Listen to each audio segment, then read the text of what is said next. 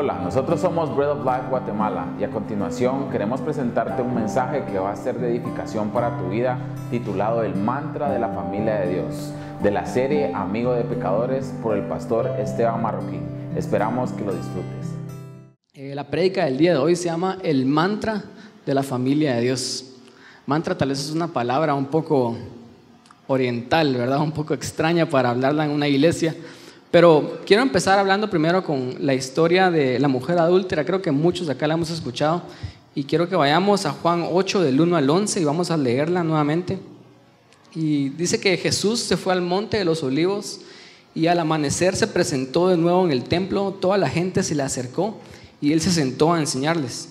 Entonces otra vez los maestros de la ley, ¿se recuerdan? Los que criticaron a Mateo, los que criticaron a Zaqueo también, ahora estaban haciendo de las suyas. Los maestros de la ley, los fariseos, llevaron entonces a una mujer sorprendida en adulterio y poniéndola en medio del grupo, le dijeron a Jesús: Maestro, a esta mujer se la ha sorprendido en el acto mismo de adulterio. En la ley se nos ordena apedrear a tales mujeres. ¿Tú qué dices? Esta era una pregunta en la que ellos estaban tratando de ponerlo a prueba. Tal vez estaban tendiéndole una trampa, porque sabían que Jesús era compasivo, sabían que Jesús no la iba a apedrear, pero a la vez sabían que la ley mandaba que ella merecía ser apedreada. Y solo para que nos comencemos a imaginar el contexto de lo que está pasando acá, esta mujer probablemente era una prostituta, probablemente tal vez simplemente era una mujer adúltera. Pero lo que está pasando es que la Biblia dice que la sorprendieron en el acto mismo del adulterio. Imagínense, así como en las películas, cuando alguien abre la puerta y la encuentran en el acto mismo, y la sacaron así y la pusieron en medio de todo el pueblo y todas las personas que estaban reunidas ahí con Jesús. No sé si ustedes pusieron atención, pero Jesús estaba en el monte de los olivos y dice: toda la gente se le acercó y él se sentó a enseñarles. Cuando trajeron a esta mujer, probablemente estaba desnuda y la expusieron en medio de ¿cuántas personas? En medio de toda la gente. Realmente fue un acto de pura humillación. No sé si ustedes vieron la película esta de la Roca y Kevin Hart, y que la Roca antes era gordito y después y lo tiraron al gimnasio, pero pasó algo similar, pero 1000 veces peor. Y ya realmente estaba un momento de completa exposición y la trajeron con el fin de poner a prueba a Jesús. Entonces le dijeron: Moisés nos ordenó a apedrear a tales mujeres. ¿Tú qué dices? Algo también curioso de notar acá es de que había que apedrear a todos los que eran adúlteros, pero no llevaron al hombre, ¿o sí? Solo llevaron a la mujer. Eso nos dice también el contexto machista en el que se está escribiendo esto y el de la sociedad en ese entonces, donde estaban dispuestos a castigar a una mujer, pero no al hombre, por el mismo pecado.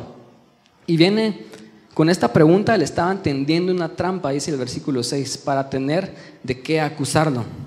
Pero Jesús se inclinó y con el dedo él comenzó a escribir en el suelo, y como ellos lo acosaban a preguntarle, Jesús se incorporó y les dijo: aquel de ustedes que esté libre de pecado, que tire la primera piedra. E inclinándose de nuevo siguió escribiendo en el suelo. Al oír esto, versículo 9 dice: se fueron retirando uno tras otro, comenzando por los más viejos, hasta dejar a Jesús solo con la mujer que aún seguía ahí. ¿Cuánto tiempo creen que habrá pasado para que toda la gente que estaba ahí se fueran? Dice que se quedó solamente Jesús y la mujer. Todos se comenzaron a sentir, comenzaron a convencerse a sí mismos de que todos tenían pecado dentro de sí y que no tenían la autoridad para venir y apedrear a la mujer. Así que todos se fueron y los dejaron solos. Y dice que aún, en el versículo 10 dice: entonces él se incorporó y le preguntó a la mujer: mujer, ¿dónde están todos los que te condenan? Y le dice: ya nadie te condena. Y ella dice: nadie, Señor. Entonces Jesús le dice: tampoco yo te condeno, ahora vete y no vuelvas a pecar. Esta es una historia que cada vez que la leo realmente conmueve mi corazón, porque tal vez es una de las historias más puras, donde podemos ver el amor genuino por Jesús, por las personas. Ese Jesús que estaba dispuesto a defender inclusive al peor de todos los pecadores, inclusive defender a alguien que probablemente, como ya les dije, era una prostituta. Yo creo que ninguno de acá a veces hemos hecho cosas así como defender a este tipo de pecadores que nosotros pensamos que son personas que ya no tienen perdón o no merecen perdón, pero Jesús estaba dispuesto a mostrar compasión. Yo quiero, y lo que les quiero transmitir hoy, que es lo que yo quiero que ustedes capturen en su corazón, se encuentra en Romanos 8:1. Son palabras de Pablo y él dice lo siguiente: ahora pues ninguna condenación hay para los que están en Cristo Jesús, los que no andan conforme a la carne, sino conforme al Espíritu. Pablo está diciendo que si estamos en Cristo, entonces no tenemos, ¿qué? Ninguna condenación. Esta mujer estaba a los pies de Cristo y recibió esta mujer condenación. Estaba recibiendo condenación de las personas, pero al estar ella con Cristo, ella dejó de ser acusada. Así que lo que yo quiero, y el mensaje central en el cual yo quiero basar mi prédica hoy, es en este versículo de que no hay ninguna condenación para los que estamos en Cristo Jesús. No sé si a alguno aquí les gusta viajar o les gusta salir a pasear. Yo creo que si podemos levantar la mano, a todos nos gusta hacerlo. Y si no lo hacemos, esta vez porque no hemos podido, estamos muy ocupados, a veces no hay tiempo, a veces no hay tal vez recursos. Pero si somos honestos, a todos nos gusta pasear, ¿verdad? A todos nos gusta salir de viaje. Y no sé si algunos de ustedes han ido camino a Atitlán, por ejemplo. Si ustedes van a Atitlán, ustedes antes de llegar a Atitlán tienen que pasar por Tecpan. Y antes de llegar a ese lugar tan hermoso que se llama Tecpan, donde miramos todos los paisajes, donde miramos las montañas, donde el clima se vuelve un poco más rico, donde hay unas carreteras que podemos manejar a 90 kilómetros por hora y no nos damos cuenta que vamos tan rápido. Y es el lugar donde realmente viajamos como que estuviéramos en una carretera en algún otro país de Europa o Estados Unidos. Pero antes de llegar a Tecpan, tenemos que pasar por un lugar que se llama. Y ahí es donde nosotros lo pensamos dos veces, ¿verdad? Cuando decimos, vamos a Pana, vamos pues, pero el camino a veces se puede volver un poco frustrante porque pasamos por un lugar donde tal vez mide, ¿cuánto va de medir la carretera de Chimal? Unos 5 kilómetros, ¿verdad? Es bien poco, pero en 5 kilómetros, 6, 7 kilómetros nos hacemos una hora y media, 2 horas, dependiendo de la hora en la que estemos yendo. Pero una vez pasamos ese paso tan tedioso que a ningún guatemalteco nos gusta pasar y entramos a las magníficas carreteras de Tecpan, al clima, a los paisajes, y en vez de estar estancados 1 hora y media de nuestras vidas en 5 kilómetros, ahora pasamos de estar 5 minutos tal vez en muchísimos más kilómetros y avanzamos súper rápido y cuando sentimos ya estamos llegando a nuestro destino final. Pero yo creo que la vida es un viaje y la vida siempre se trata acerca de llegar a un lugar hermoso, a un lugar bonito, y nosotros como cristianos sabemos de que nuestro destino final es el cielo.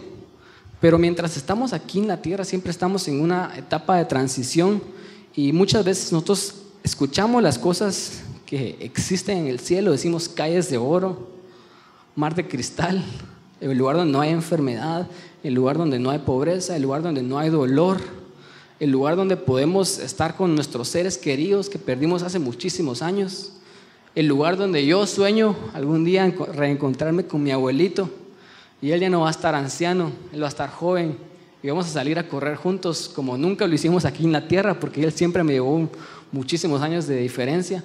El cielo es el lugar donde todos anhelamos estar, pero antes de llegar al cielo tenemos que pasar por este camino que se llama tierra, por este camino que se llama vida.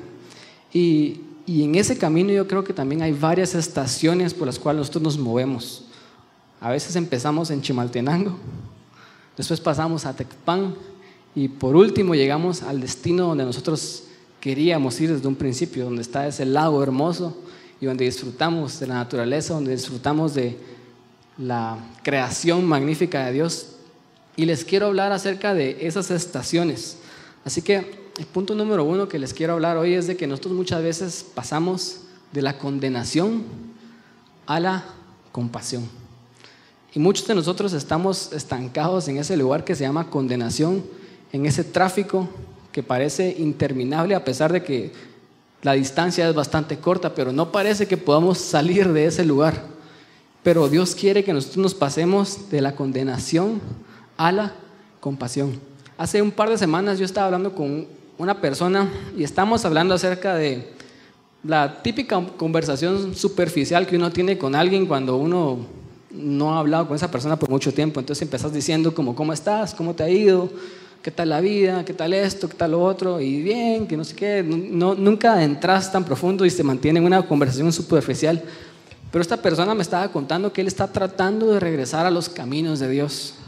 Y él está tratando de ser más fiel, de ser más consistente, de venir a la iglesia todos los domingos, de buscar a Dios entre semana. Y él me dijo esto mientras estaba hablando acerca de su búsqueda por perseguir esa relación con Dios. Él me dijo, sí, vos, ahí vamos adelante. Uno tiene que seguir adelante, de hecho, porque si no vienen las cosas malas y a uno le toca aprender por las malas. Entonces, para no aprender por las malas es mejor ir por las buenas, es mejor como tratar de hacer las cosas bien, de ser más persistente, de ser más constante, etc. Pero en su pensamiento yo me pude dar cuenta de que muchas veces esa es la manera en la que nosotros pensamos, en la que funciona la vida, en la que funciona Dios. Nosotros decimos, las cosas malas que yo estoy experimentando son porque Dios me las mandó. Las cosas negativas que yo estoy experimentando, tal vez ahorita estoy en una etapa donde me está tocando aprender por las malas y yo digo, Dios me está enseñando algo y definitivamente Él lo mandó. Y yo creo de que Dios es un Dios bueno y que muchas veces nosotros nos mantenemos en ese lugar, en ese tráfico de 1 hora y media en 5 kilómetros que se llama condenación, porque nosotros pensamos de que las cosas que estamos recibiendo las merecemos. Y como yo las merezco por las cosas que yo he hecho en el pasado, entonces yo merezco estar acá. Y como merezco estar acá, yo nunca voy a salir de esto porque no depende de mí el salir de este tráfico, sino depende de que Dios me puso en este tráfico que se llama condenación. Entonces, aunque no estoy diciendo que no vengan cosas malas en nuestras vidas, yo creo que las cosas negativas y las cosas difíciles que vienen a nuestra vida muchas veces son consecuencia de nuestros actos, eso es cierto, pero yo no creo que vengan de Dios. Simple y sencillamente tenemos libre albedrío y las cosas las experimentamos porque todo lo que tiene una causa, tiene un inicio, ¿verdad? Todo tiene un efecto. Entonces, yo creo lo mismo, pero a veces nosotros tenemos una visión predeterminada de quién es Dios y nosotros lo miramos como una deidad que está a punto de castigarnos en el momento en el que nos equivocamos. No sé si ustedes crecieron en la iglesia, pero usualmente esta es la visión que nosotros tenemos acerca de quién es Dios. Pensamos que es ese viejito de pelo largo, con barba blanca, que está sentado en el trono y está así con una vara, dispuestos a castigarnos en el momento en el que nos equivocamos. Y nuestra visión predeterminada de Dios nos mantiene en ese lugar que se llama condenación. Pero yo creo que la forma en la que nosotros comenzamos a salir de ese lugar que se llama condenación y pasamos a la compasión es cuando yo me empiezo a imaginar a Dios no como ese juez que está a punto de castigarnos y que me está mandando todas las cosas que estoy experimentando porque las merezco, sino lo empiezo a imaginar un poco más como Jesús, porque eso es realmente quien Dios es. Jesús dijo, yo he venido a representar al Padre. Todas las cosas que yo digo, todas las cosas que yo hago son las cosas que yo he visto al Padre hacer. Jesús dijo, el Padre y yo, uno somos. Y si nosotros comenzamos a imaginarnos a Dios como Jesús, nuestra visión de Dios empieza a cambiar rotundamente. Porque Jesús era una persona que estaba dispuesto a perdonar a los peores pecadores. Y si Jesús estaba dispuesto a ofrecerle compasión a una mujer adúltera y a defenderla enfrente de todas las personas que la estaban acusando, yo creo que Dios también está dispuesto a hacer lo mismo. Hace poco también yo estaba teniendo una conversación, no hace poco, hace varios años tuve una conversación con otro amigo y él no va a la iglesia, él no es cristiano, pero él sí creció en un ambiente cristiano.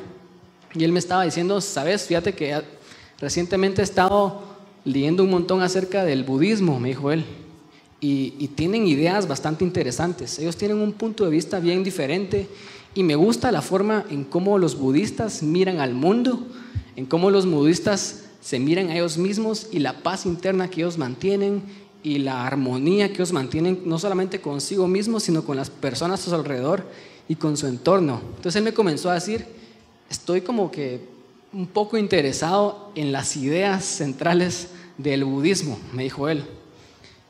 Y yo le dije, pues las cosas que me acabas de decir, esta manera de ver la vida, todo eso, Jesús también lo dijo, le dije yo. Lo que pasa es de que nosotros hemos crecido en un ambiente tan religioso que basamos nuestra idea de quién es Dios en base a la iglesia que nosotros miramos usualmente, o en base a las personas que dicen representar a Dios. Pero si yo miro a Jesús, Jesús fue alguien que vino a cambiar el status quo. Él vino realmente a cambiar la religiosidad en la que las personas vivían en ese tiempo. Él vino a cambiar la forma en la que nosotros nos miramos a nosotros mismos. Él vino a cambiar la forma en la que nosotros miramos a Dios. Él vino a cambiar la forma en la que nosotros nos podemos relacionar con otras personas. Todo lo que mi amigo me estaba diciendo que él estaba viendo en el budismo, Jesús lo vino a hacer primero y mejor. Jesús vino y él comenzó a quitar toda esa mentalidad religiosa y él vino a decir, ustedes tienen una visión errónea de quién es Dios y yo he venido a demostrarles quién es Dios. Él vino a cambiar realmente la forma en la que nosotros miramos a Dios. Y si yo me pongo a pensar en lo siguiente, Jesús sanó enfermos, ¿verdad? Entonces yo creo de que Dios quiere sanar enfermos hoy. Si Jesús vino a dar comida a los hambrientos y Él multiplicó los panes y los peces para las personas que tenían hambre, yo creo que Dios también quiere que todos los hambrientos en esta tierra tengan provisión, ¿o no? Ese es el corazón de Dios. Jesús vino y Él trajo una forma diferente de ver la vida. Él dijo, ustedes tienen que amar a sus prójimos como ustedes mismos. Un mandamiento nuevo les doy, que se amen los unos a los otros. Jesús vino literalmente a traer paz y amor. Y eso no fue un movimiento que nació en los 70s que se llamaba los hippies, sino eso fue algo que Jesús vino a dar primero. Y si yo comienzo a pensar en la persona que es Jesús, yo puedo comenzar a tener un mejor entendimiento de quién es Dios. Pero muchas veces nosotros vivimos en ese lugar que se llama condenación porque tenemos un concepto erróneo de quién es Dios. Si Jesús estaba dispuesto a hacerse amigo de los peores pecadores, de los recaudadores de impuestos, de prostitutas, entonces Dios está dispuesto a hacerse amigo de las peores personas. Y si yo me considero una persona mala, esas son buenas noticias para mí, porque Dios está dispuesto a hacerse mi amigo. Dios quiere que nosotros pasemos de ese lugar de tráfico que se llama condenación y que nos vayamos a la compasión, que no vivamos en ese lugar estancados. Y yo creo que la razón por la cual nos quedamos nosotros ahí es porque nosotros muchas veces somos jueces más duros inclusive que Dios mismo. Entonces ustedes pusieron atención a la historia que acabamos de leer, pero Jesús le dijo a la mujer, ¿quién te condena? Y ella dijo, nadie. Y Jesús dijo, ni yo tampoco. Jesús y Dios es la misma persona, es el mismo Dios. Si Jesús no condena, ¿ustedes creen que Dios nos está condenando a nosotros? Él no nos condena y precisamente por eso mandó a su Hijo Jesús para que a través de Él nosotros no pudiéramos recibir condenación. Pablo dice que los que están en Cristo no tienen ninguna condenación, pero nosotros somos los jueces más duros, porque nosotros somos los que nos condenamos muchas veces a nosotros mismos. Y no solamente a nosotros mismos, sino nosotros somos las personas que estamos dispuestos a tirar la primera piedra para condenar a otros. Esa es la razón por la cual muchas veces nosotros no podemos salir de ese lugar que se llama condenación y pasar a la condenación, porque nosotros mismos vivimos centrados en las reglas en las cuales hemos crecido, en la religión tal vez en la cual hemos crecido. Tal vez decimos, no, si lo que yo tengo no es una religión, es una relación, porque yo nací en la iglesia cristiana, yo nací conociendo a Dios. Pero si vivís tu vida basada en las reglas de lo que te enseñaron y no en una relación, sí estás viviendo una religión. La religión es basar la persona que yo soy en base a las cosas que yo he logrado, en base a las cosas que yo no he logrado. Es basar nuestra vida en base a lo que, en el caso de la historia, había dicho Moisés. Ellos dijeron, si Moisés lo dijo, entonces lo tenemos que hacer. Moisés dijo que tenemos que apedrear a las personas, esa es la manera en la que vamos a vivir. Pero Dios dijo que tenemos que vivir en Él y en Él no vamos a tener ninguna condenación. Jesús viene y le dice a la mujer, y tal vez son unas palabras que me tocan un montón, y Él le dice, ¿dónde están tus acusadores? Ni siquiera uno de ellos te condenó. Y la mujer respondió, no, Señor. Y Jesús le dijo, yo tampoco. ¿Saben quién era la única persona que tenía el poder para condenar a esa mujer? Era la persona que no tenía pecado. Jesús dijo, el que esté libre de pecado, que tire la primera piedra.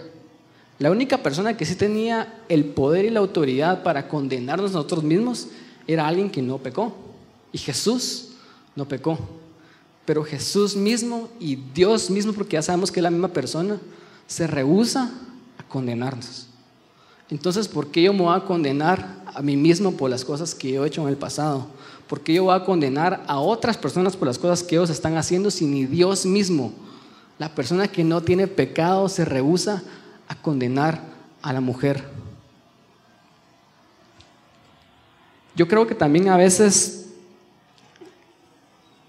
nosotros, además de descartar a otras personas en base a lo que ellos han hecho, nos descartamos primero a nosotros mismos, y yo creo que ese es como un problema de la sociedad actual, que somos personas que nos movemos en ese péndulo y nos vamos de un lado a otro.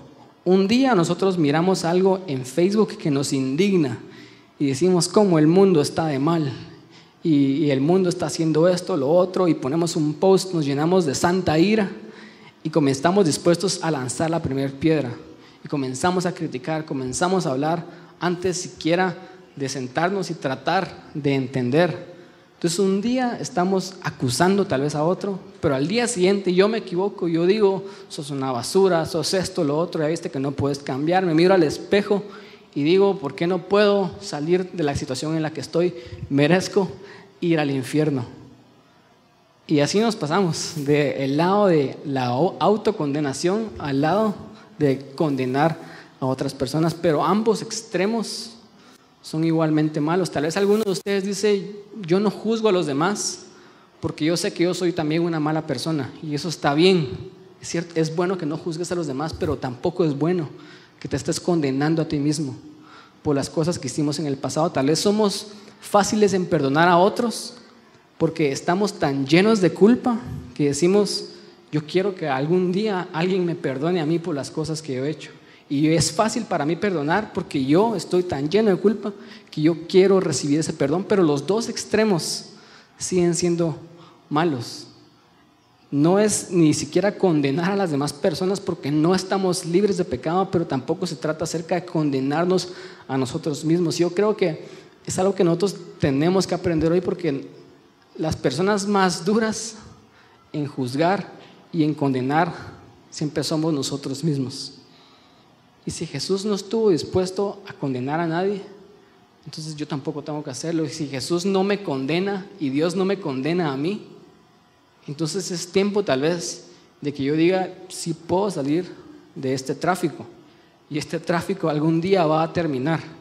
Y yo tengo que pasar de la condenación a la compasión. Como les dije, ambos extremos provienen de centrarse más en las reglas que en una relación.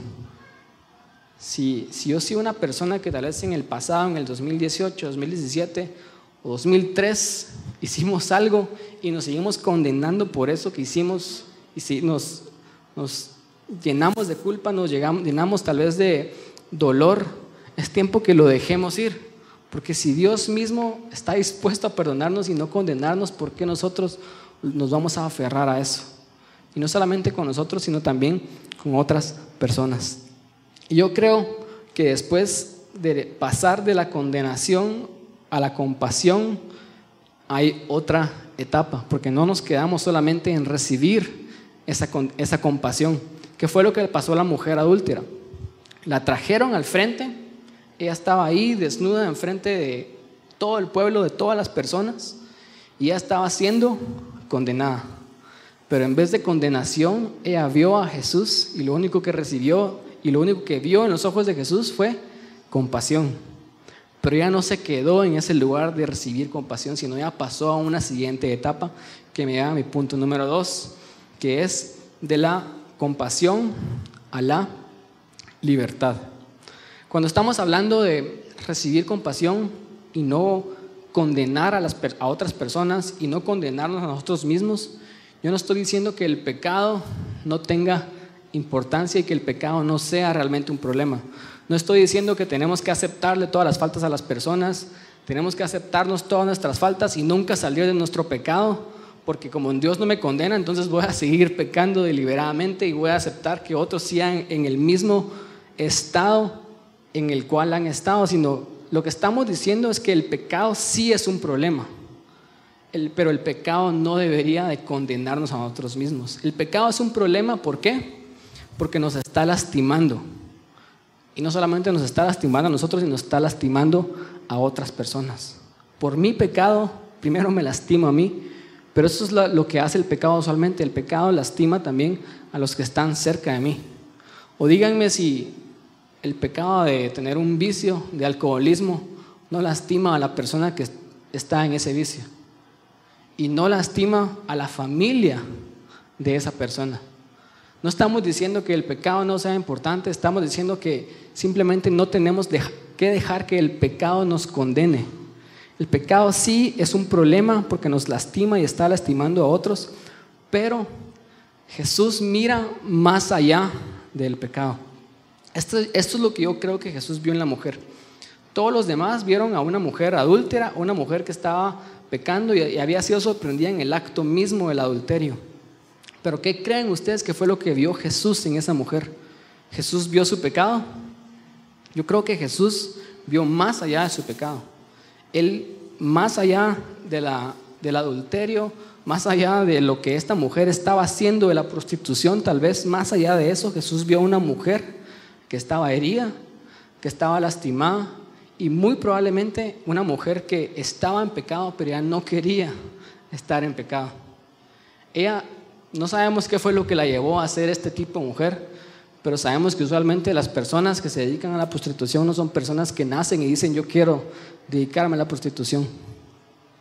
Es una serie de circunstancias, una serie de cosas que les pasan en sus vidas, de una vida tan dura que el último recurso que tienen es venderse ellos mismos, vender su cuerpo, porque no tengo ninguna otra opción. Usualmente las personas que están en ese estado, ellos no quieren estar en ese estado, pero ellos no miran otra salida. Y yo creo que eso fue lo que vio Jesús en ella. Jesús no vio el pecado, Jesús no vio el adulterio, la prostitución de esta mujer, sino Él vio más allá de eso y Él vio una persona que estaba herida, que estaba lastimada, que probablemente estaba lastimando a otros. El hombre que estaba con esta mujer probablemente era un hombre casado también. No solamente se estaba lastimando ella en vender su cuerpo tal vez, sino estaba lastimando un hogar, lo estaba dividiendo tal vez con todos los hombres que estaban con ella. Jesús vio más allá del pecado y Él mira una persona, y eso creo que es la forma en la que Jesús nos mira a nosotros.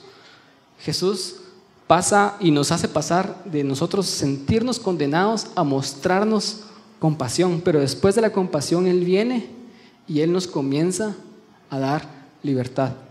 Jesús le dijo lo siguiente a la mujer. Él le dijo, ¿quién te condena? Ya nadie te condena. La mujer le dijo, no Señor, nadie me condena. Jesús le dijo, ni yo tampoco.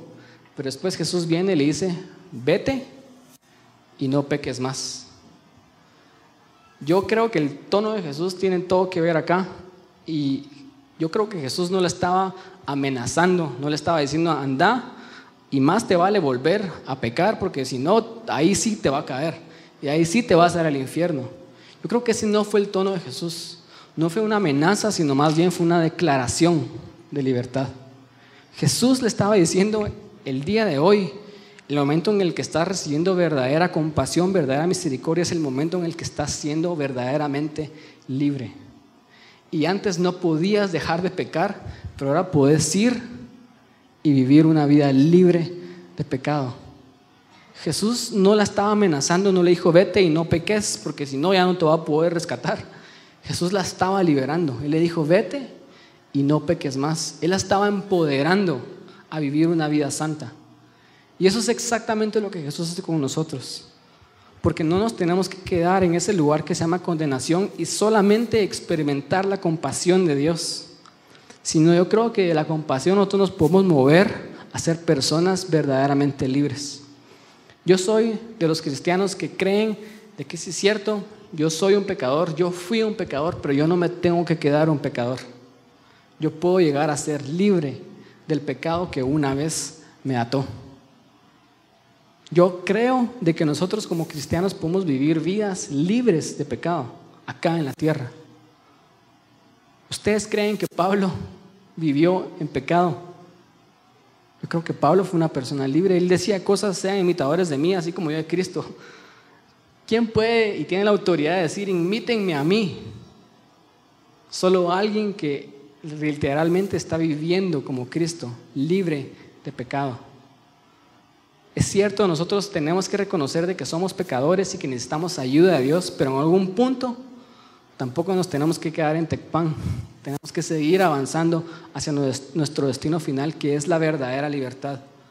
No solamente me quedo en la posición de ser una víctima y recibir compasión una y otra vez de Dios, porque la buena noticia es de que Dios murió no solamente por tus pecados pasados, sino Él murió por tus pecados futuros. Pero eso no quiere decir de que yo me tenga que quedar como una víctima viviendo en solo la etapa de compasión. Yo puedo pasar a ser verdaderamente libres. Les quiero leer Romanos 8:3. Acabamos de leer Romanos 8:1. Pablo dice, no hay ninguna condenación para los que están en Cristo. Si estamos en Cristo, tenés buenas noticias. Dios no te condena. Pero después Pablo dice lo siguiente. Romanos 8:3 dice lo siguiente. Pongan atención. Pablo dice, porque lo que era imposible para la ley, por cuanto era débil por la carne, Dios, enviando a su Hijo en semejanza de carne de pecado, y a causa del pecado condenó al pecado en la carne. Esto es increíble escucharlo, porque Dios decide no condenarnos a nosotros y Él decide condenar al pecado. Jesús venció al pecado al vivir libre de pecado. Él decide no condenarme a mí, sino darme libertad del pecado. La palabra de Dios está diciendo en Romanos 8 que no recibimos condenación, pero eso no se queda ahí. Jesús vino y a quien sí condenó fue al pecado.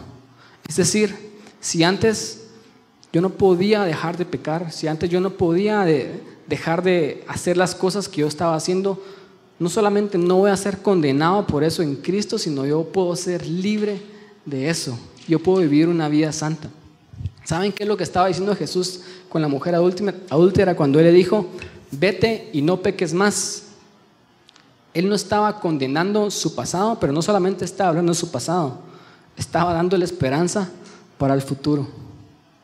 No fue como, te perdono, anda y trata de ya no hacer las cosas que estabas haciendo. Esa no es la manera en la que Dios nos recibe, sino es la manera en la que Dios nos envía. Él no solamente no está interesado en nuestro pasado, es decir, Dios no toma en cuenta las cosas que hiciste hace un año, hace 10 años y las cosas por las cuales te has estado condenando una y otra vez. Pero no solamente no toma en cuenta tu pasado, sino Él está interesado en restaurar y darte esperanza para tu futuro. Y esas creo yo que son buenas noticias. A mí me emociona un montón saber de que yo no tengo que vivir atado a las cosas que me ataban antes. Esta mujer otra vez, yo estoy seguro que no es que ella quisiera estar en pecado, es que ella no podía salir del pecado. Pero son buenas noticias saber de que yo no me tengo que quedar ahí. No solamente no soy condenado, sino yo puedo pasar a la libertad. Jesús sabía que ella no quería pecar, pero ella estaba atada y no podía dejar de pecar. Jesús vino a romper el ciclo del pecado, la condenación y a devolvernos nuestro futuro. Y eso fue lo que Jesús hizo una y otra vez con todos los pecadores que él encontraba en los 3 años y medio de ministerio que él tuvo. Él encontró a Zaqueo y lo libertó de su pasado. No solamente no lo condenó, sino le dio un nuevo futuro. Él encontró a Mateo, no solamente no lo condenó, sino lo convirtió en un apóstol, en un discípulo. Él vio una y otra vez a los peores pecadores de la historia y no solamente no los condenó, sino los libertó. Yo creo que eso es lo que Dios quiere hacer para nosotros en este 2019. No solamente quiere que dejemos de vivir en el pasado, dejemos de condenarnos por las cosas malas que hemos hecho, sino Él está interesado en darnos un nuevo futuro. Este 2019 no tiene que ser como el 2018. Mi futuro no tiene que ser como mi pasado. Jesús está interesado en darnos libertad.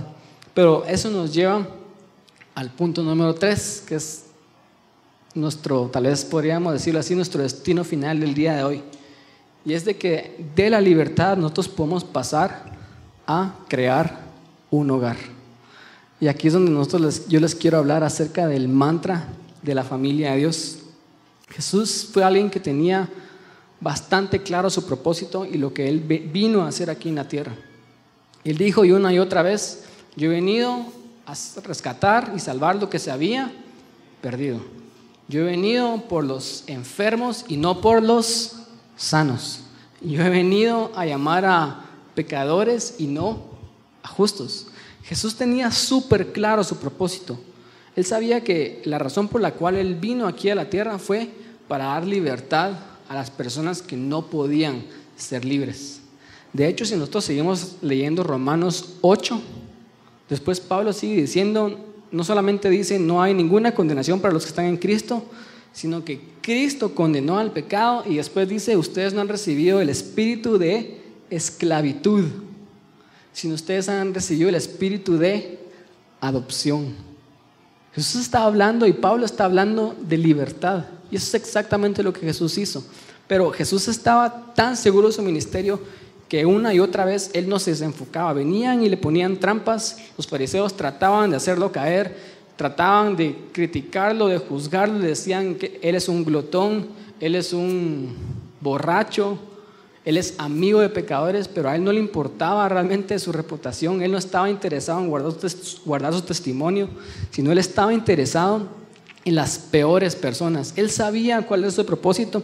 En esa cultura, comer con alguien era literalmente asociarte con esa persona. Y muchas veces pasa lo mismo hoy en día. ¿Qué dirían de ustedes si los miran comiendo con una prostituta?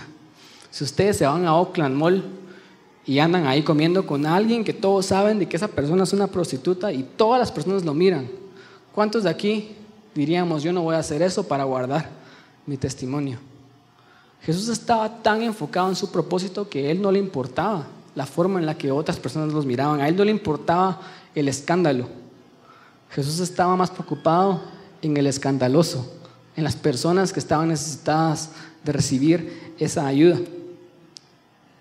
Para Él las personas no solamente eran un proyecto de caridad, sino Él realmente se preocupaba por las personas, porque Él estaba tan enfocado en lo que Él estaba haciendo. Él realmente no le importaba lo que las demás personas dijeran de Él. Él simplemente le importaban las personas. Jesús bajó a nuestro nivel. Él se hizo hombre porque Él sabía que nosotros nunca podríamos llegar a su nivel. No sé si alguna vez ustedes han tratado de hablar con un niño o con alguien tal vez que está aprendiendo a hablar. ustedes no pueden hablar palabras sofisticadas con esta persona, ustedes tienen que hablar lo más claro posible, lo más fácil posible, porque ustedes quieren dar a entender su mensaje. Eso fue exactamente lo que Jesús hizo por nosotros. Él sabía que yo nunca voy a poder llegar al nivel en donde Él está. Y es por eso que Él decidió bajar al mío. Pero Él estaba tan enfocado en su propósito, y aquí es donde viene la palabra mantra. Yo creo que Él tenía algo dentro de Él que Él constantemente se recordaba, y Él decía, no, o Dios me mandó para este propósito, y el propósito que yo tengo que hacer acá. Y una y otra vez Él no se preocupaba por lo que los demás decían, sino Él simplemente se preocupaba por las personas. Si Jesús estuviera el día de hoy en este lugar, Jesús literalmente estaría pasando el rato o comiendo con narcos, con prostitutas y con las personas que nosotros pensamos que son lo peor de la sociedad. ¿Alguna vez nosotros nos hemos juntado con este tipo de personas? Muchas veces cuando nos damos cuenta de que son este tipo de personas, lo primero que hacemos es que nos alejamos de ellas. Pero Jesús estaba tan interesado en ellas porque Él sabía cuál era su función. Pero alguien que va y sale a buscar a las personas que están perdidas, tiene que ser alguien que no está perdido. Es decir, si me dicen a mí, mira, se perdió fulano de tal en tal bosque, si yo no sé nada acerca de supervivencia, si yo no sé nada acerca de guiarme bajo las estrellas, de guiarme para ver el sol, si yo no sé dónde está el norte, el sur, yo no voy a poder nunca ir y rescatar a alguien que está perdido, porque yo mismo me voy a perder. No sé si me entienden. Jesús es la persona que está encontrada. Él no se va a perder nunca, y es por eso que Él sale a buscar lo que está perdido. Pero ¿qué es lo que hace Jesús? Jesús siempre sale, encuentra al pecador, pero Él lo trae. Jesús vino no solamente a buscar a los que están perdidos, sino Él vino a construir un hogar. Este hogar se llama la iglesia de Cristo. Jesús es la persona que inició esta costumbre que seguimos haciendo 2000 años después, de reunirnos todos juntos y comer juntos y ser una familia y crear un hogar. Porque Él sabía que las personas perdidas necesitan no solamente ser encontradas, sino van a ser encontradas y traídas ¿a dónde? A un hogar, a la iglesia. La iglesia primitiva, la primera iglesia, la iglesia de los apóstoles, ellos eran una familia. La Biblia dice que ellos tenían en común todas las cosas. Ellos miraban a alguien necesitado y le daban todo lo que esa persona necesitaba, vendían sus propiedades y las repartían entre todos, y no había ninguno de ellos que tuviera necesidad. ¿Por qué? Porque eran una familia. Jesús no solamente vino a buscar a los perdidos, sino Él vino a crear un hogar, porque sabe que los perdidos necesitan un lugar al cual pertenecer. Jesús, y es con las palabras de Pablo en Romanos 8, dice: no hemos recibido el espíritu de esclavitud, es decir, ya no somos esclavos. Pero después no dice la Biblia, ahora hemos recibido el espíritu de libertad. La Biblia dice, hemos recibido el espíritu de adopción. Porque de la esclavitud, de ser esclavos, pasamos a ser hijos, pasamos a ser hermanos unos con otros, pasamos a ser una familia. Dios es nuestro Padre, nosotros somos sus hijos. Pero es solamente en ese hogar donde las personas perdidas se encuentran a sentir como que ya no están perdidas. Es el lugar donde las personas que antes se sentían solas, se sentían desesperanzadas, se sentían que no tenían a nadie, ahora comienzan a tener personas que los llaman y que les dicen ¿cómo estás? Y antes nadie se preocupaba por mí, ahora me escriben una vez por semana, 2 veces por semana, ahora me junto con esta persona, me junto con esta otra persona. Y tal vez personas que no tenemos la misma sangre, tal vez humana, pero sí tenemos la misma sangre del mismo Padre y de Jesús que murió por nosotros. Personas que tal vez no son nuestros hermanos en sangre, pero sí son nuestros hermanos en Cristo, se comienzan a volver más cercanas a nosotros. Y yo creo que ese propósito que Jesús tenía claro dentro de Él, ese mantra por el cual Él vivía su vida, Él decía: yo tengo que salvar a los que están perdidos, yo tengo que amar a los que son pecadores, yo tengo que sanar a los que están enfermos. Ese mantra lo tenemos que nosotros también tener como iglesia. porque literalmente nosotros estamos continuando el trabajo de Jesús. No solamente fue Jesús la persona que lo inició y ahí se quedó con él hace 2000 años, sino nosotros lo seguimos llevando a cabo. Eso fue lo que los discípulos hicieron. Jesús les dijo: por tanto, id y haced discípulos. Es decir, lo que yo hice con ustedes, ustedes háganlo con otras personas. Y aquí creo yo que es la etapa en la que nosotros queremos establecernos como iglesia. Muchos de nosotros tal vez todavía estamos en la etapa de condenación, pero Dios te está diciendo a ti: tienes que pasar a recibir compasión.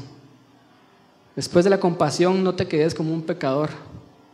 Tienes que pasar a la libertad. Pero una vez sos libre, una vez sabes cuál es el rumbo a casa, ahora sí ya puedes ir, salir y traer a otros al hogar. De la libertad pasamos a crear un hogar.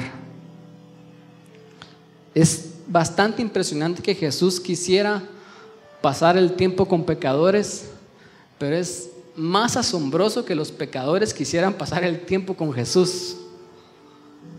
No sé ustedes, pero yo, como crecí aquí en Guatemala y crecí en la iglesia, yo crecí creyendo muchas veces de que la mayoría de las personas tienen el concepto de que pecar es divertido y Dios es aburrido. No sé si ustedes alguna vez pensaron eso, los que crecimos en la iglesia. Y decir, ¿cómo le voy a decir yo a las personas que se tienen que abstener de todo lo que les gusta hacer y ahora tienen que vivir en restricción? Pero es porque tenemos un concepto erróneo de quién es Jesús. Es impresionante de que Jesús quisiera pasar el tiempo con pecadores, pero es más impresionante aún que los pecadores subieran a árboles para ver a Jesús, que los pecadores quisieran estar con Jesús. Si no tenemos personas que no conocen a Dios cerca de nosotros que quieran estar con nosotros, entonces tenemos que evaluarnos a nosotros mismos si realmente estamos siguiendo los pasos que Jesús hizo.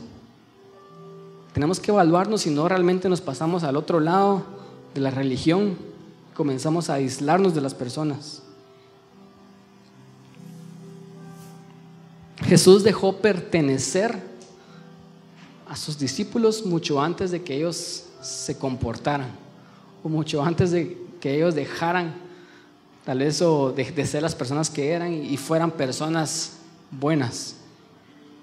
Jesús primero les dio esa oportunidad de pertenecer. Y es muy triste, yo que he crecido en la iglesia he escuchado todas las cosas que pasan en las iglesias, no solamente en Guatemala, sino en todo el mundo, porque esto pasa y es un fenómeno en todo el mundo, de que hay líderes que lo primero que hacen cuando uno de sus miembros de una de sus las personas que se congregan en su iglesia se equivocan, lo primero que hacen es: o te comportás o te salís de la iglesia. Te equivocaste, pecaste, te voy a poner en disciplina, porque esa no es la manera en la que funcionamos en esta iglesia. Acá te tenés que comportar, acá te tenés que vestir de esta manera, acá tenés que ser de esta manera, porque si no, ahí está la puerta y que te vaya bien. Prácticamente esa es la manera en la que muchas iglesias y muchos cristianos hemos pensado tal vez. Pero Jesús, mucho antes de esperar de que ellos se comportaran y de que ellos cambiaran sus vidas, primero ellos los hacía pertenecer. Antes de él venir y decir a la mujer adúltera: mira, realmente sí tienen razón y tenés que dejar de pecar porque, o sea, estás pecando, pues eso es malo. Jesús no vino y le dijo cómo comportarse a ella. Él primero vino y le mostró compasión, hizo que ella perteneciera. Él no vino con Zaqueo y le dijo: mira, Zaqueo, tenés que dejar de ser recaudador de impuestos, tenés que dejar de robar a las personas. Él primero vino y le dijo: Zaqueo, quiero ir a tu casa, vamos a comer, hablemos de la vida, ¿cómo has estado? Él primero transmitió ese sentido de pertenencia a las personas, y de la nada, pareciera que de la nada, las personas empezaban a cambiar. Zaqueo, después de recibir compasión, dijo: voy a darle la mitad de mis bienes a todos los pobres, y si he defraudado a alguien, le voy a dar 4 veces más. La mujer adúltera, antes de que Jesús viniera y le dijera cómo tenía que vivir, ella se fue y no volvió a pecar. Eso es lo que yo creo de ella. La Biblia tal vez no menciona qué hizo ella después, pero si Jesús le dijo, vete y no peques más, ¿ustedes creen que ella volvió a pecar? Ella vivió libre. Jesús se enfocó en crear un hogar, y eso es lo que creo que nosotros tenemos que hacer como iglesia. Tenemos que abrir nuestro corazón a las personas. Tenemos que abrir nuestros círculos sociales tal vez a personas que no piensan como nosotros, que no son como nosotros, a personas que con quienes usualmente nunca nos hubiéramos imaginado que vamos a tener una relación de amistad con ellas. Tenemos que empezar a abrirnos y dejar de cerrarnos, porque esa es la manera en la que vamos a hacer que las personas se acerquen a Dios. Primero ellos pertenecen, después ellos son transformados. Eso fue lo que pasó con todas las personas que Jesús experimentó. Yo creo que, y quiero que pongan el mantra de lo que nosotros queremos hacer como iglesia, y esto es lo que nosotros queremos decir y queremos hacer con todas las personas: que nosotros somos compasivos y somos alentadores, que buscamos personas solitarias y los hacemos parte de este hogar. Esto realmente es lo que cambia a las personas. No es decirles lo que ellos tienen que hacer, no es decirles las cosas malas que han hecho, sino es simplemente amarlos, simplemente mostrarles compasión, y Dios es el que se encarga de la transformación. Tenemos que ser compasivos y alentadores con las personas. Tenemos que salir y buscar a los que están necesitados, a los que están solitarios, y hacerlos parte de este hogar. Esa es la iglesia que yo quiero que nosotros comencemos a hacer. A veces pensamos que nuestro trabajo es convencer a las personas de las cosas que están haciendo mal. Pensamos que si Dios los puso en mi vida, entonces yo lo que tengo que hacer es decirles lo que están haciendo mal.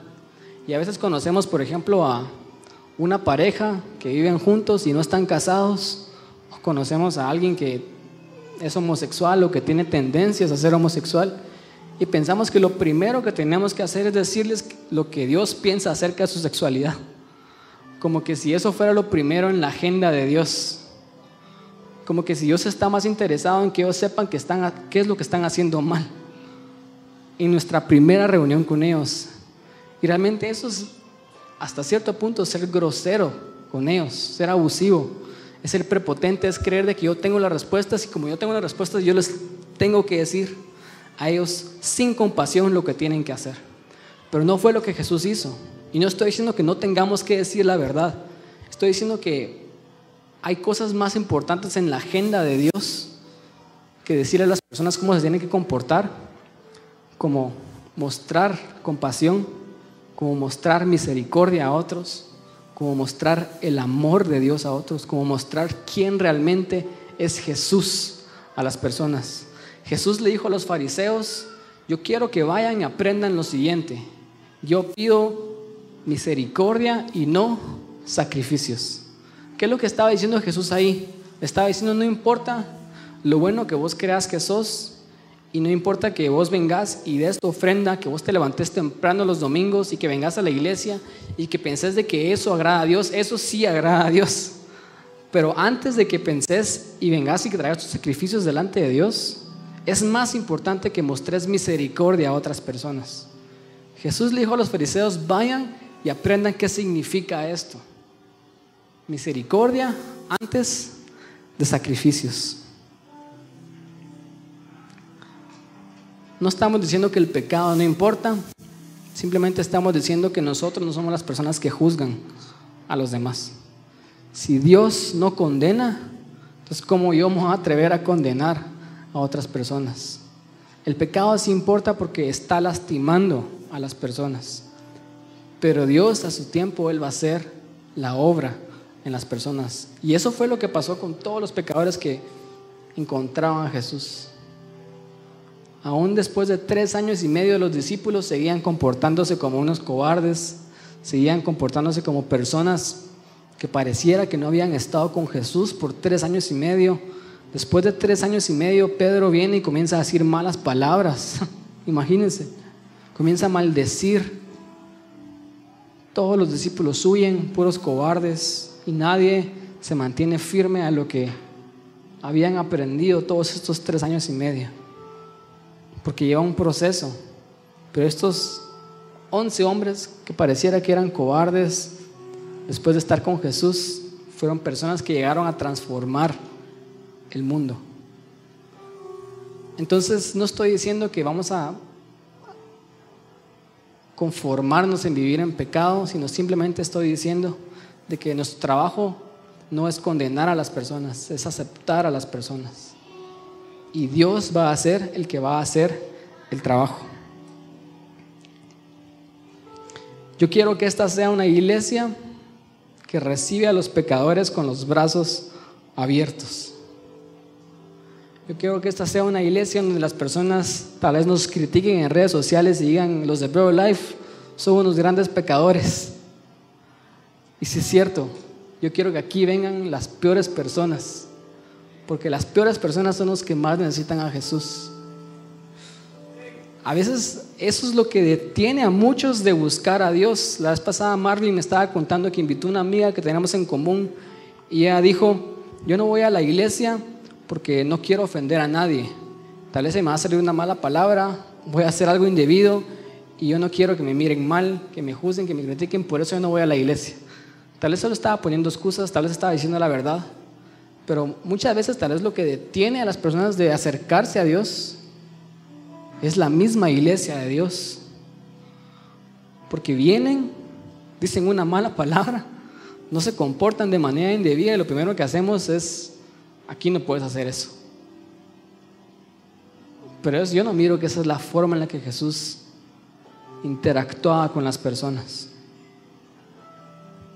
Yo quiero que las peores personas que ustedes pueden pensar que existen en el mundo vengan a esta iglesia y que lo único que ellos encuentren sea compasión y misericordia. Y estoy seguro de que Dios se va a encargar de llevarlos de esa condenación a una transformación, a libertad.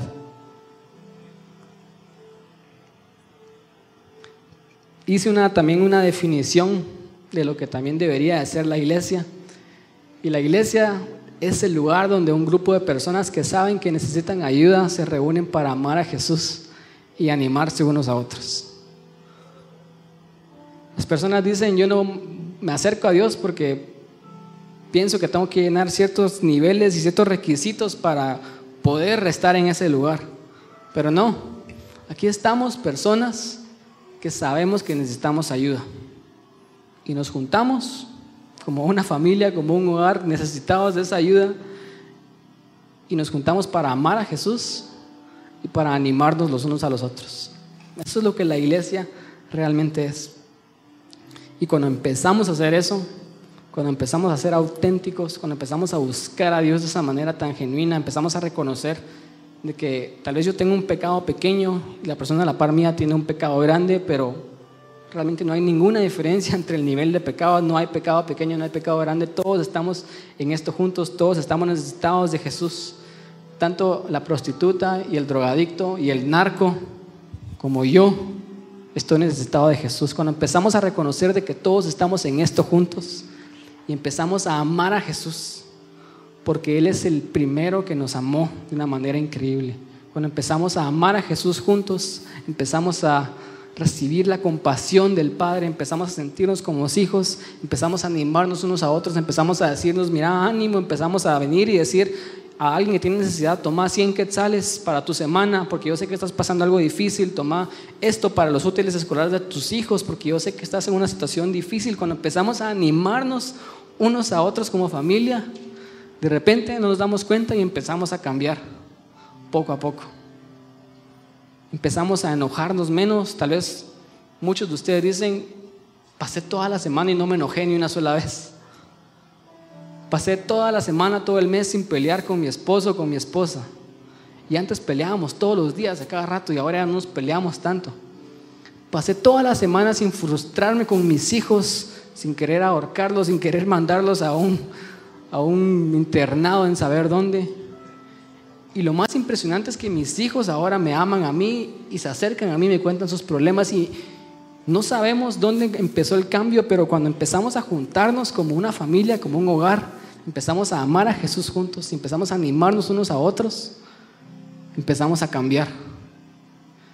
Y antes no podíamos salir de ese pecado, no podíamos salir de la situación que estábamos pasando, y ahora volteamos a ver atrás y decimos, pasó un mes y no caí, pasó 2 días, una semana, un año, y ya no soy el mismo. Y no nos podemos realmente atribuir esa transformación a nosotros, porque no es que nosotros la hayamos hecho, simplemente Dios nos empezó a cambiar de adentro hacia afuera, pero empezamos a ser mejores personas. Empezamos a hacer el 10-Year Challenge en Facebook y miramos que no somos las mismas personas que éramos hace 10 años. No somos las mismas personas que éramos hace 5 años, hace 1 año. Empezamos a ser personas distintas y Dios nos empieza a cambiar de dentro hacia afuera. Él nos lleva de la condenación a recibir compasión, de la compasión a la libertad, y de la libertad a crear un hogar. Y en ese hogar las personas empiezan a ser transformadas. Empezamos a poner sillas a los lados porque las personas ya no caben acá en la iglesia. Las personas empiezan a venir y no saben por qué les gusta venir tanto a la iglesia. Pero yo sí sé por qué les gusta venir a la iglesia. Porque vienen acá y se sienten como en casa. No se sienten juzgados, no se sienten criticados. Porque vienen acá y empiezan a cambiar su vida un día a la vez. Empiezan a ser mejores personas poco a poco, y tal vez ellos no se dan cuenta inmediatamente, pero es lo que está pasando en sus vidas. Yo miro sus rostros y yo, de muchos de ustedes, yo sé sus historias, yo sé cómo estaban ustedes cuando vinieron a este lugar por primera vez, y yo me enteraba de las cosas que Dios ha hecho en sus vidas ahora. Para muchos de ustedes ese proceso duró 3 años, 4 años, para muchos de ustedes ese proceso lleva 1 mes, pero ustedes ya no son los mismos, porque Jesús salía, traía a las personas, las traía a un hogar, y las personas empezaban a cambiar. Juan 3:16 dice lo siguiente: porque de tal manera amó Dios al mundo que dio a su Hijo unigénito, para que todo aquel que en Él cree no se pierda, mas tenga vida eterna. Dios amó al mundo de una manera tan grande que dio a su Hijo unigénito, para que todos los que creen en Él no se pierdan. La Biblia dice acá que Dios amó al mundo. Dios no solo amó a la parte buena del mundo. Dios no solamente amó a unos poquitos. Dios no solamente demostró su amor a las personas que sabían que lo iban a amar de vuelta, o las personas que ya la amaban, entre comillas, a Él. Los fariseos creían que el Mesías iba a venir e iba a venir por ellos, porque ellos se creían los buenos, los santos. Pero Dios vino por los perdidos, por los que están llenos de problemas. Dios mostró su amor a todos, y nosotros necesitamos realmente expandir nuestro corazón, expandir nuestras zonas de confort, expandir nuestros círculos de amigos y comenzar a dejar entrar a las personas, porque si Jesús lo hizo, yo también lo tengo que hacer. Jesús amó tanto al mundo, y la forma en la que Él demostró su amor al mundo es de que Él mandó a su Hijo unigénito. Es decir, Jesús estaba dispuesto a sacrificar algo real para construir una relación con nosotros. Nosotros también tenemos que estar dispuestos a hacer sacrificios para construir relaciones con las personas. Yo no puedo esperar y venir y decirle solo porque una vez lo saludé, o porque una vez le dije, mira, que Dios te bendiga, que eso sea suficiente para que esta persona pueda ser transformada. Yo tengo tal vez que hacer sacrificios reales si yo quiero construir relaciones reales. Jesús hizo un sacrificio real para construir esta relación que nosotros ahora tenemos con Él. Muchas veces yo tengo que hacer sacrificios. Esos sacrificios van a ser dejar mi agenda a un lado, hacer más tiempo. No sé cómo vamos a hacer más tiempo, como que si el tiempo se pudiera hacer, pero hacer tiempo para tomarnos un café salir de nuestra rutina, gastar un poquito más de dinero tal vez para invitar a la otra persona a comer. Tenemos que hacer sacrificios reales si realmente queremos construir relaciones reales con las personas. No hay atajos para la amistad auténtica.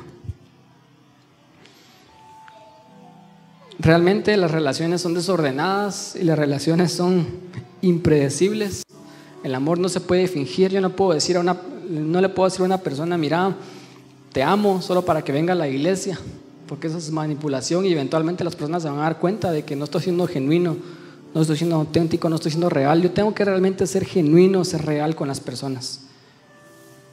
A veces las personas nos van a rechazar y eso es lo difícil de ser auténtico, porque cuando soy vulnerable, me expongo, no solamente puedo recibir eso mismo que yo di, pero puede que yo no lo reciba.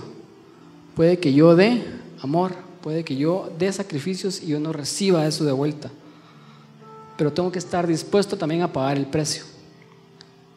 Puede que las mismas personas por las cuales yo estoy invirtiendo mi amor sean las personas que me apuñalen por la espalda, las personas que después hablen mal de mí, las personas que me crucifiquen.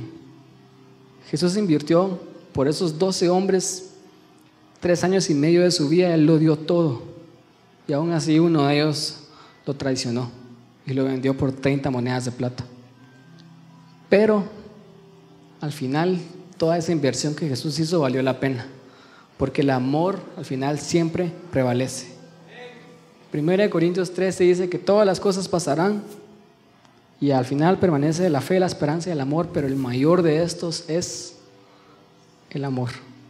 Entonces no importa qué tanto esté dando yo y tal vez a veces sienta de que estoy dando y dando y dando y no estoy siendo correspondido en eso, pero al final de cuentas el amor siempre prevalece.